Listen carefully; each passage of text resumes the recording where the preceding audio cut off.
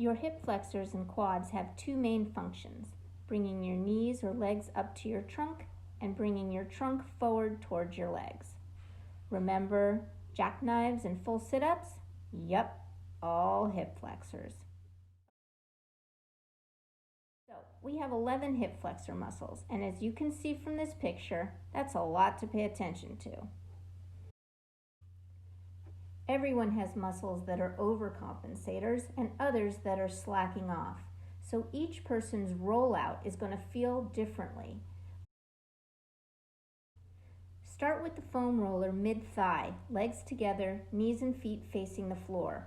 Roll back and forth a few times. Remember, when you feel a hot spot, take a deep breath in, then exhale through the tightness. That's just sticky, sensitive fascia begging for attention.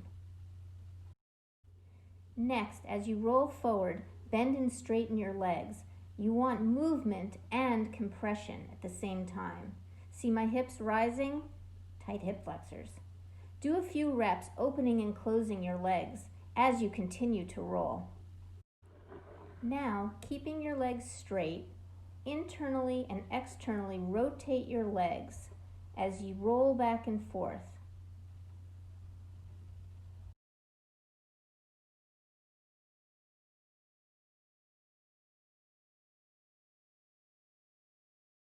The iliopsoas are two connecting flexor muscles deep within the pelvis. I find that it's the culprit of most people's lower back pain. Look where it attaches to your spine. The iliopsoas is used for walking, running, and maintaining our posture while standing. And since most people spend little time doing these activities, the iliopsoas gets weak and becomes a slacker.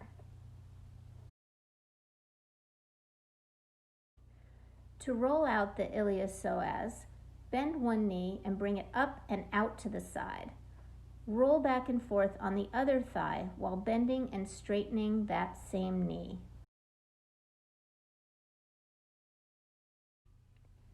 Do both sides, and remember to breathe when you are doing any type of myofascial release.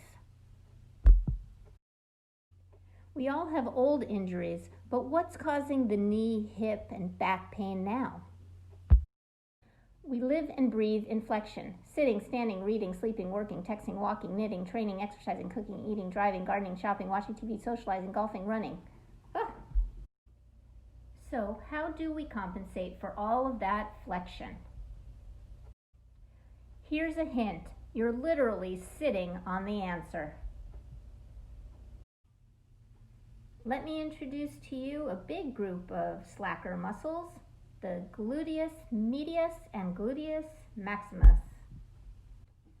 This particular muscle group gets weak and neglected from all of our turning out and flexing activity. How often do we spend time doing activities with our legs extended behind our trunks? How often do we walk with our legs internally rotated, climbing stairs, and doing other activities with internal rotation? Never. It's just never done. So here's a short and sweet routine that you can do to both balance and strengthen your glutes and stretch your hip flexors at the same time. Don't forget, do both sides. Start in a lunge position with your dominant leg forward. Check to see that both feet are facing straight forward.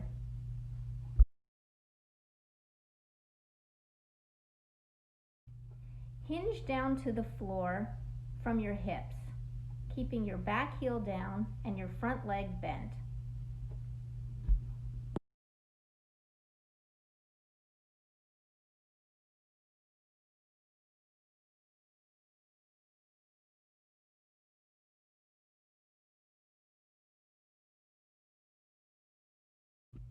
Second set, keeping the back foot straight ahead, rotate the front foot and knee inward. Let your front leg's glute medius take all of the load. Keep your back heel down and your back leg straight and reach for the floor 10 times.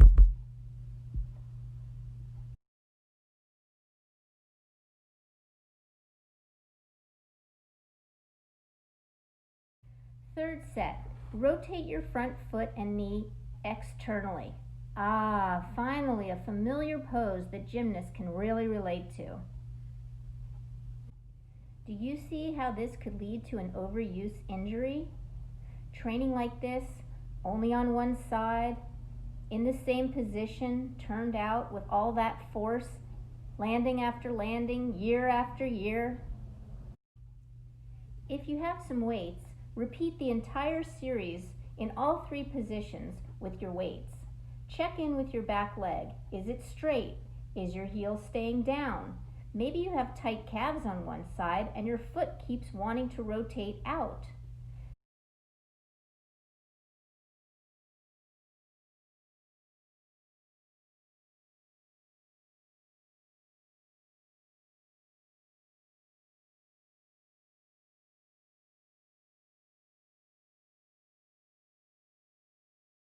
Notice when your foot and your knee are internally rotated, how your glute medius fires like crazy.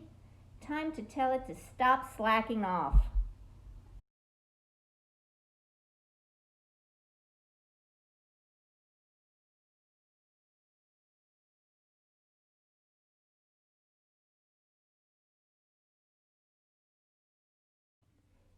As you go through this routine, do 3 sets of 10 on each side and in each position.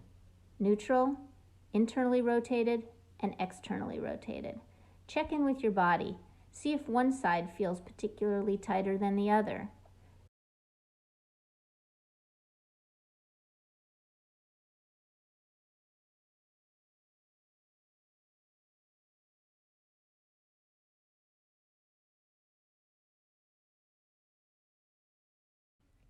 And that's it.